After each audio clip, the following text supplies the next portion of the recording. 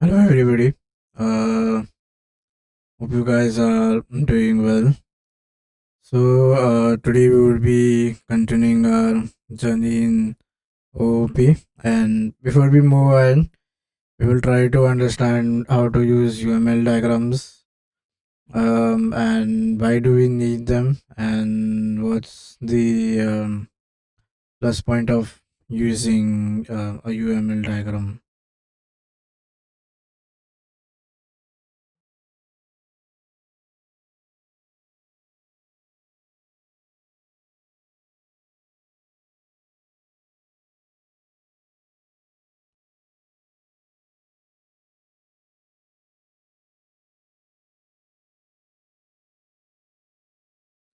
Okay, so first thing that we are going to understand is what is a UML diagram and why do we need it. So UML stands for Unified Model it stands for Unified Modeling Language. It is basically basically a pen and paper representation of how a class will look and how. So before designing or before going to the process where we actually start writing the code, what we are going to do is we are going to generate a blueprint, right? So we are going to generate a blueprint using a pen and paper. So there you cannot mention class, right? So you need some representation, right? So basically UML is a graphical notation, graphical notation techniques to create visual models of object oriented systems. So remember, you are going to have different elements in here, and each element will represent a specific thing, and that is how we are going to represent this diagram. Okay, so now okay, now where we were, yeah. Mm, did I?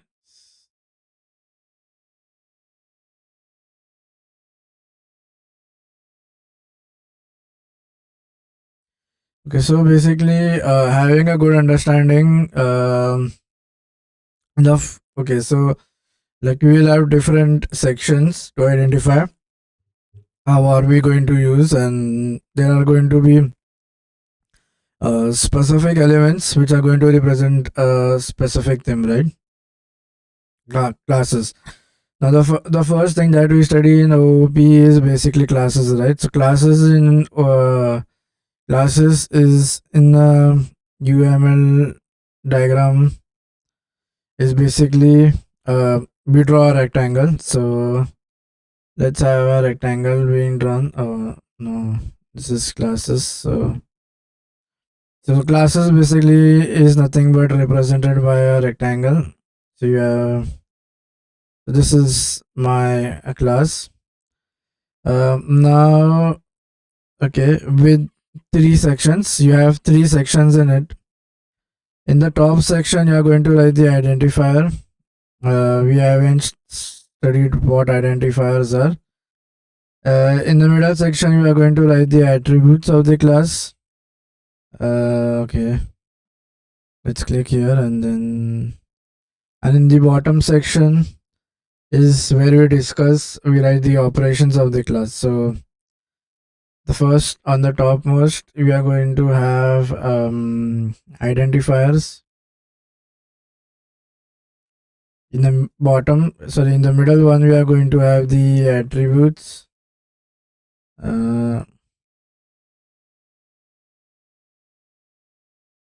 And in the bottom one, we are going to have operations, right? Operations done by the class. So let's take one example. Okay, now let's study all the different types, and then we would try to understand each of them. Now attributes for fields. Now fields are modeled as attributes. Now in the second section of an entity, we write the name of the field. So now let's talk about attributes, right? So this is the second section of classes, right? Now how do we write attributes? Okay. So attributes are represented by you have represented by colon, and then we have the data type of the attribute.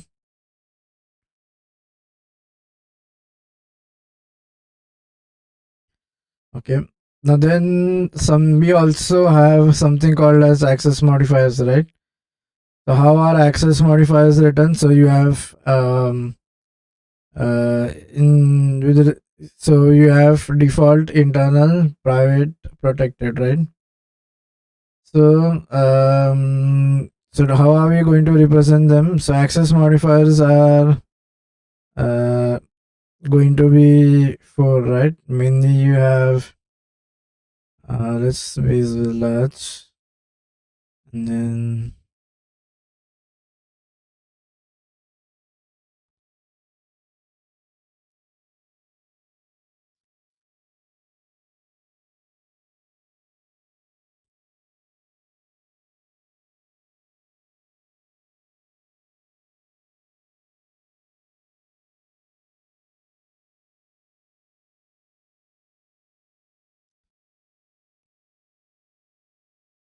and then you have 4 of them, right?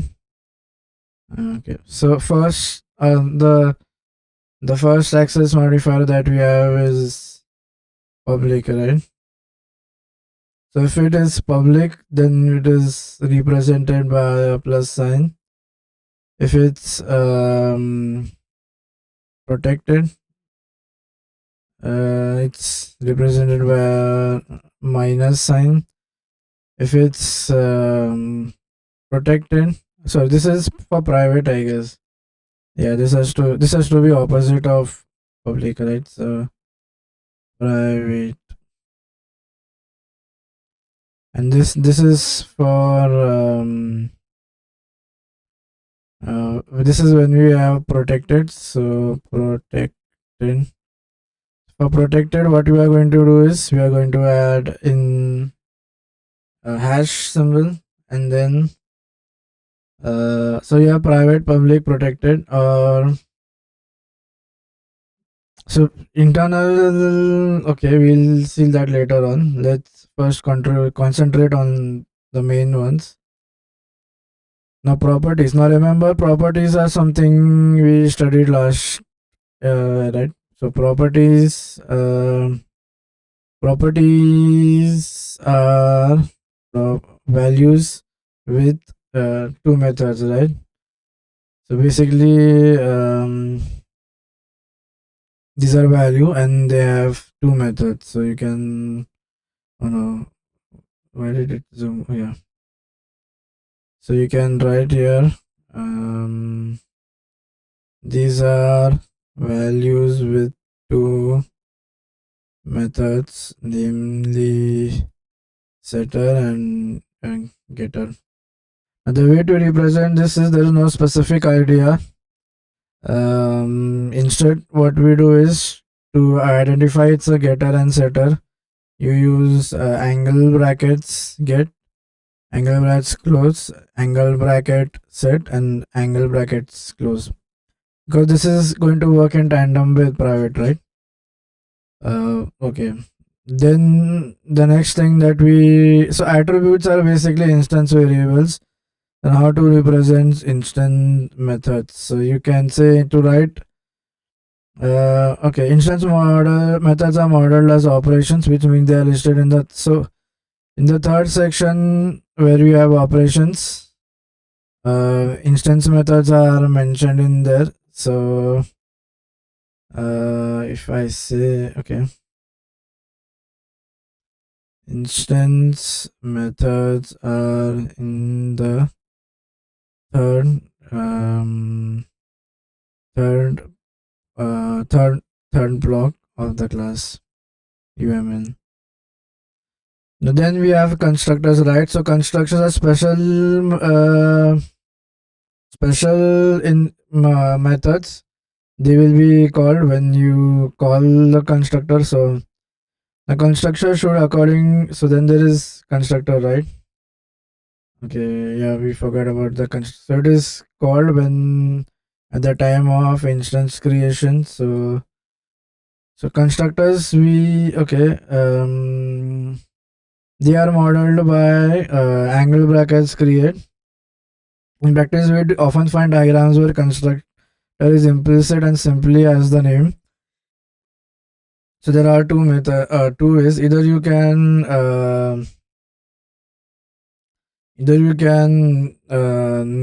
can use angle brackets create to represent it. Create and then angle brackets close, or you can represent constructors by using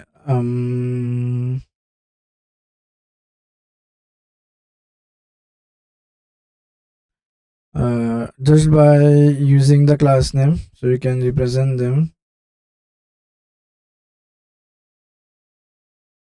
Constructor.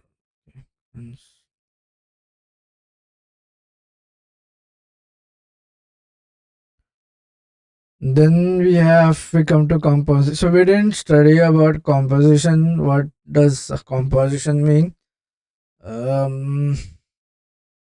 We haven't studied about composition and association, right? So the way we represent composition is in UML diagrams we refer to object composition as association and draw it. So you represent composition by an arrow composition. So and then you kind of represent this by an arrow. So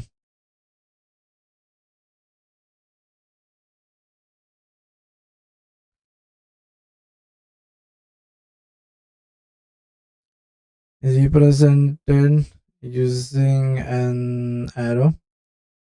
Now the arrow points from the what should be the direction? So you are going to point it from the subclass to the superclass. So we haven't studied yet what is a superclass and subclass. So the direction of the arrow will be from subclass to superclass.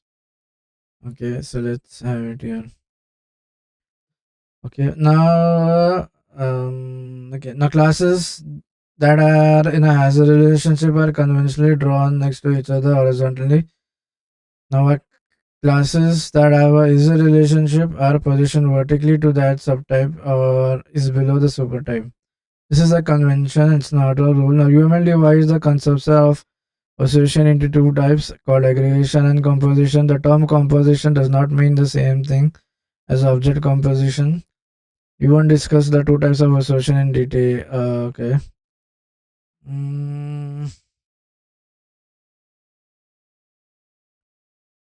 Okay. So if there is a class that has a relationship. Okay.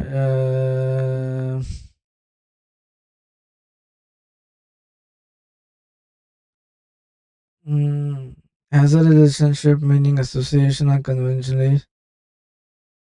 Okay, we'll see later on what does that mean. This is, I guess, I composition.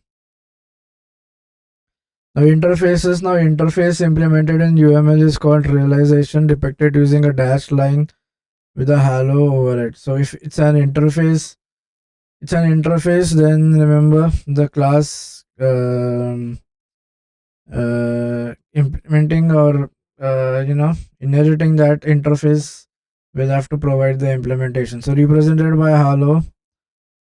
Okay, let's have this represented by a dotted arrow and dotted line and hello arrow. I guess what is a dash line with a hello arrow. So this is a dash line, not a dotted dash line with a hello arrowhead. The arrow points from the implementation. So the direction will be from the implementation to the direction will be from the implementation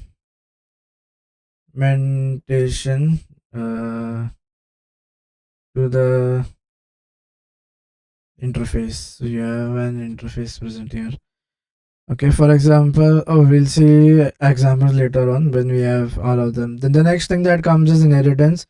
Now, inheritance in UML is called generalization, depicted using a solid line with a halo arrowhead. So, inheritance is basically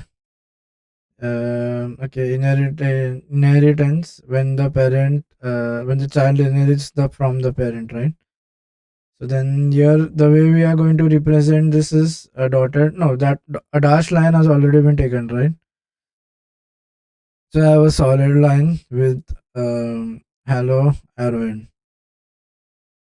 A direction is again from the parent to the class, maybe.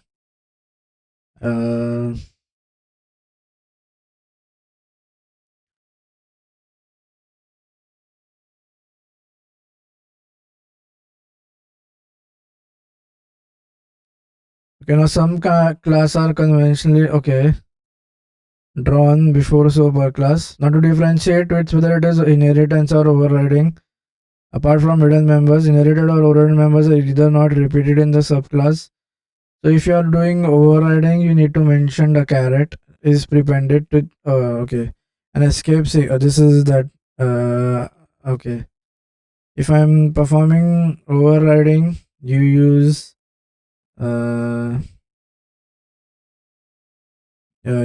we are going to use this symbol to the name. Now there is no standard syntax. Now association, meaning, object composition, realization, meaning, interface, general. Okay, so and I mean interfaces are okay. You can also have some alternate names. Alternate names is, remember, we had an inheritance, right? So represented by a solid line. Hello overhead. So inheritance is also called as generalization. Generalization. The interfaces is by dash line, right? So you have interface. This is called as let's have it two hyphens. Yeah, interface is basically called as implement realization. That means what is going to implement the interface, or you can say implementing the interface. And then third you have association, right? Association, we don't represent aggregation, we only deal with composition. So okay, this is done. Now then abstract class and members are denoted by writing the classifier in italics. So if a class or anything has been made abstract, you write abstract in italics before it. This is in UML, remember. So if it's abstract, the way to represent this in a UML diagram is okay. Let's have this large. Write abstract in italics.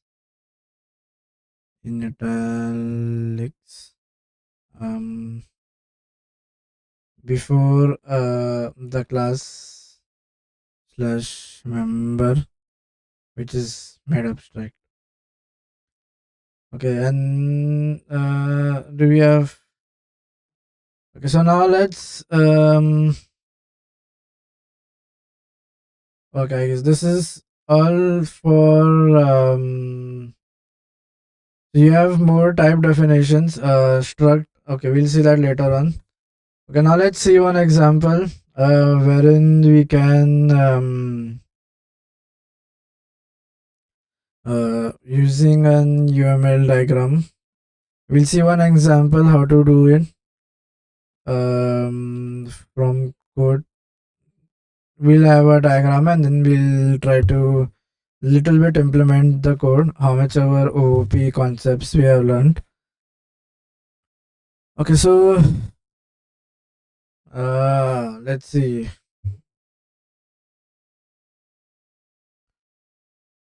There are tools. So we if you have a code editor, there are specific tools that already have them inbuilt.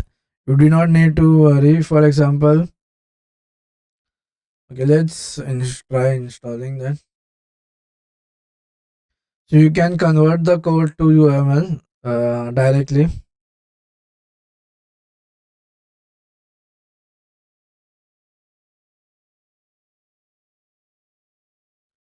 There is a way in which you can directly convert that. You have some different extensions that you need to install. So let's okay, let's try to yeah. So you come here. So there will be an extension tab, and then here you search for plant. Okay, do plant UML extension. Yeah, so you just install this and the way okay let's see how it's demo, right? So you have this code. Okay, so oh yeah, you write this in like this way, and the diagram is auto and the way. Oh no, let's see. Okay, so I come here, I search plant, or I need to start and okay, it's already present here. Let's close this and open again so that sometimes it. Oh yes. Now let's have this file. We open our. No, we were here, right? We open this, and now let's search whether we have. Oh no, there is no how to work on that extension is. So like let's go to extension, search for our okay, we have this installed. Now reach plant UML support. Notice the server render is now very recommended. Okay. We have features, preview diagram on plus D to start. Okay. Okay, let's come here to this code and it says to start it you do Alt and D. Is something happening? Oh yes, no, this is the extension. So how to install is launch VS Code. Okay, let's go to terminal. Let's just write this command. Not found. Or depending on which I is saying.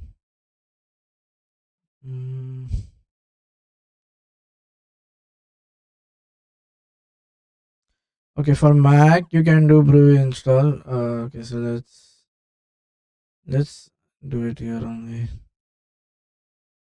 Okay, just let us consider the process.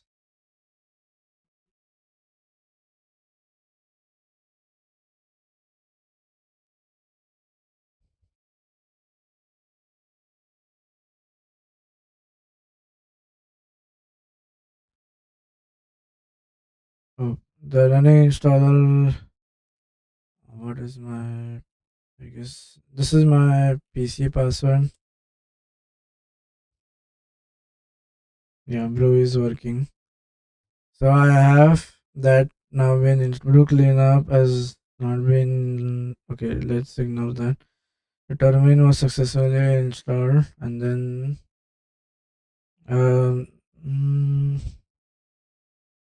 so after installing, how do we start it?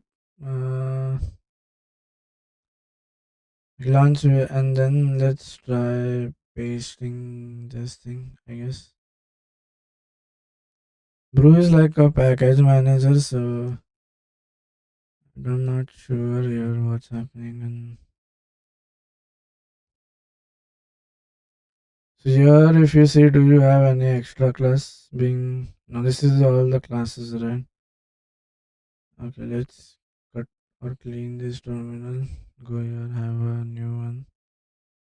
Why is it stuck? I don't know. Ah, let's. Does it work now?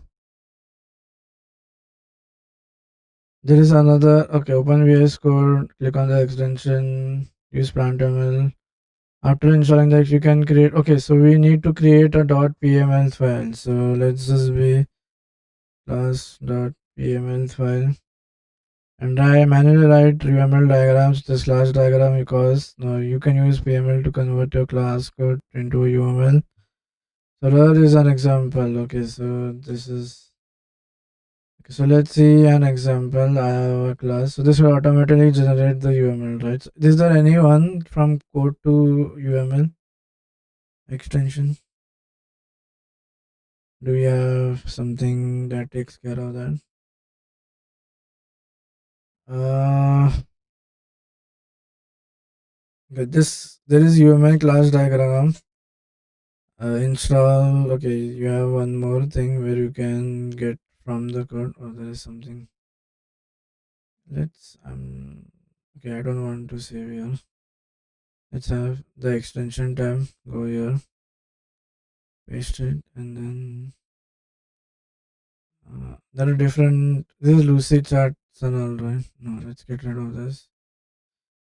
It generates class diagram based on. No, I'm not on TypeScript. I want a class diagram based on Java. Okay, no, this is no. Uh, Markdown. No, I got TS code support, but mm, the other way you can generate a new. There is search for UML class diagram, and then after installation, I don't know. There is no extension that way. It is coming. So there is one which is. This is some. It is mermaid. Okay, this is. What does it do? Yeah, so this is. Also, you are getting the preview here, but then you are writing it in HTML, right? Okay. Plant UML is already there. Uh,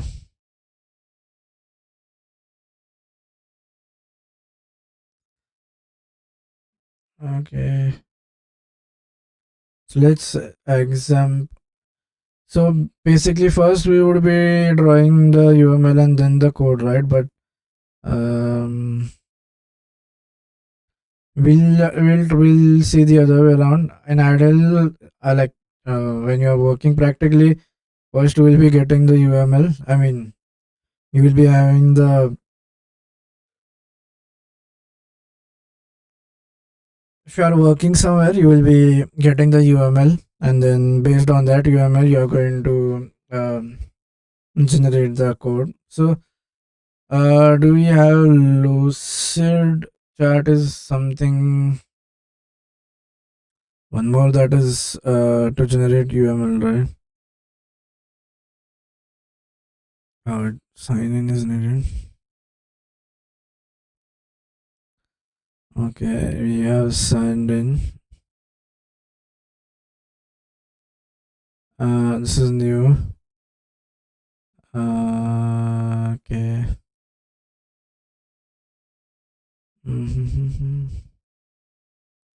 New Lucid chat. And then, oh, you have already different things available. That's nice. Noise and why does it ask on this? Isn't there any way to skip it? Not it. Start with a blank document. So first is, okay, let's see your code and oh, so let's see an example.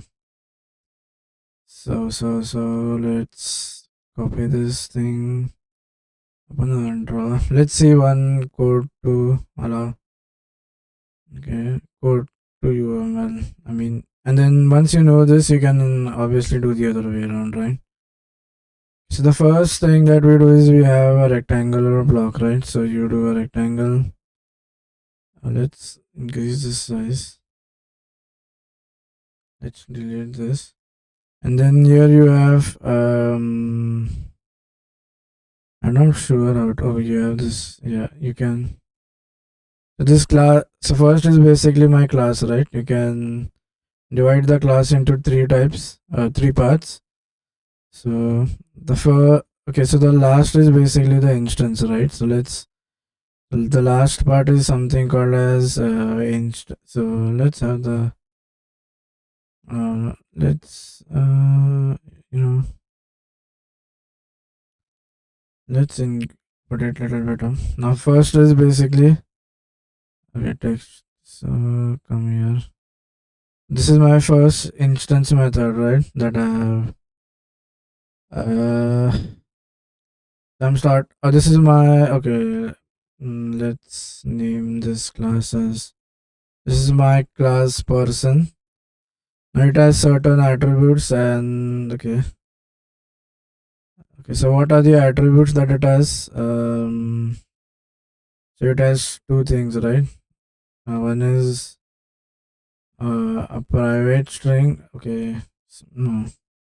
This is a string and int. Now both are private access modifiers. So remember we are going to add a minus sign besides it. So you take it here. It's a little okay. Take the text here. Let's have the attribute first. So this is a negative sign. Uh, and then first thing that we have is string name, right? And this is basically type data type is string. So to mention the data type, we use colon, I guess, for attributes. And we have the data type. So yes, colon is my first is my name. Then the second thing that I have is again I have an int age as well. So let's have a text. Oh, text, and then let's have this thing aligned, and then this is my again. This is all private, right? So this is what's the name of the variable? So this is age. So the name of the attribute is age, and then this is colon int, right? This is private, and then I have added an int. And then now let's go to operations. What all methods I have? The first method that I have, okay, this is constructor, right? So because these two names are matching, so this is my constructor. So let's forget them. Now then I have one operational method that is greet and that is public in nature. So and that is void, not return anything. So in our operations column, we are going to have our first method. So this is going to name it plus. Its return type is void and name is greet. Okay, this is looking great. Now then you have a constructor, right? So for constructor, the constructor we do this, right? So instant method in the third.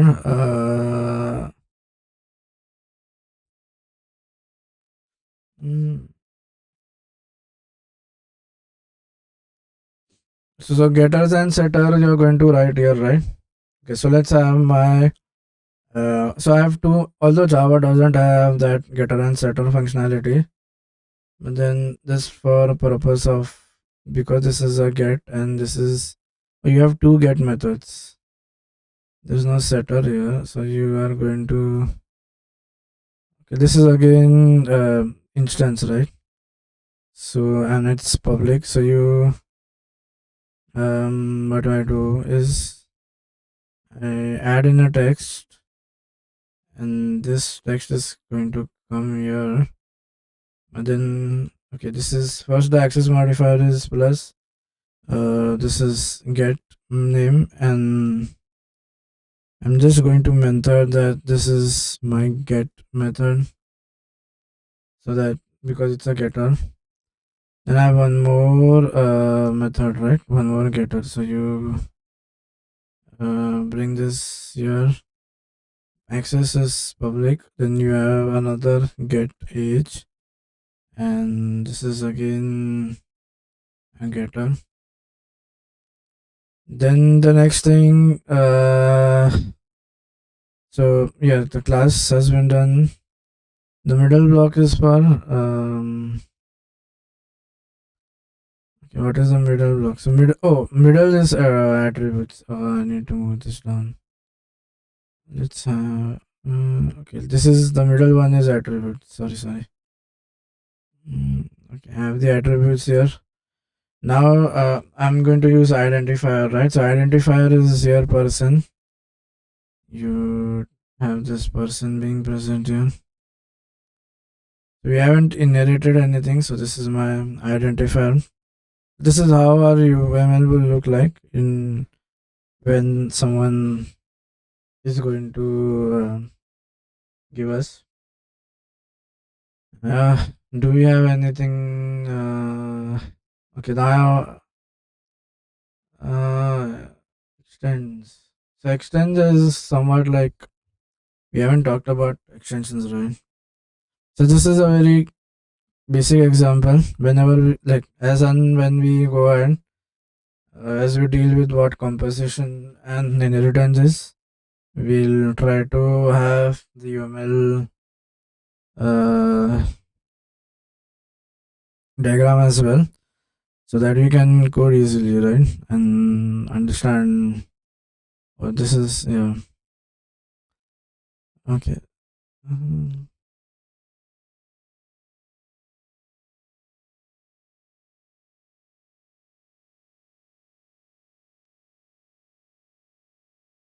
So basically the constructor is an identifier. So what I'm there is, so you, okay, you will write this is the constructor, right? So let's, oh no, let's write something. So this is my constructor name is, in Java it is going to be same as class, right? I mean, yeah. And then in brackets to identify you write create, because the Java of the construction is to create, right? Okay, and let's zoom in so that this view can be, oh, let's little bit zoom out. Yeah, this is how our UML diagram will look like. And yeah, so